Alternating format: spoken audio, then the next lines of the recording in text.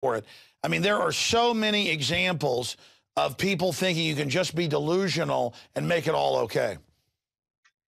Well, returning to the basic concept of safe places, let me just give a general overview of the United States in general and why I rate some areas higher than others. Let's do that. Let me remind them, the book is available at Infowars.com right now, Strategic Relocation, North American Guide to Safe Places, 3rd edition, and also gets a free citizen rule book when they order it.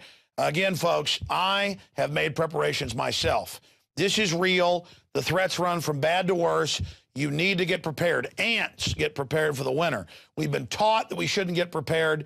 That is anti-common sense, anti our heritage. We all need to get prepared and hope that this isn't coming. But unfortunately, we know it is. Joel, go ahead. As I said, unlike Jim Rawls, who I really respect, he's got a great blog on Survival Blog, but you know, I just don't believe it's realistic to have all the people try to retreat to 5 states in the United States. I think realistically we have to provide information for people how to retreat in the best situations they can do. So I provide, even in Hawaii, which I give a 0, I provide potential retreat advice. I divide the country into regions according to retreating ability and to try to explain the problems that are endemic to the region. There's the Northeast, and there's the Southeast, there's South Central, there's North Central, there's Southwest and Northwest, and there's the Intermountain West. The Intermountain West has my highest rating overall. That doesn't mean that everybody has to move or has into the Intermountain West, but if you look at being centered around Salt Lake City, now that's not a safe city in and of itself, but it's 1,100 miles to San Francisco. It's 750 miles to Los Angeles. It's 850 miles to Portland and 1,000 miles to Seattle, and it's 500 or 600 miles to Denver.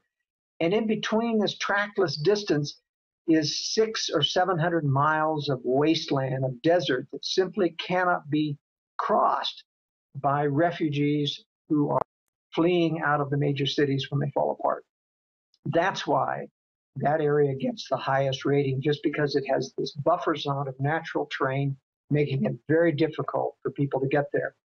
Now, there are other places that have some of those same similar, though not as good, terrain capabilities. In the Texas region, for example, you've got West Texas out there that has huge trackless areas that cannot be crossed by foot. And you can run out of fuel easily trying to drive across Texas. And so I isolate areas in there that are far enough away from the cities that they won't be able to walk those or get to in a tank of gas. East Texas, for example, has some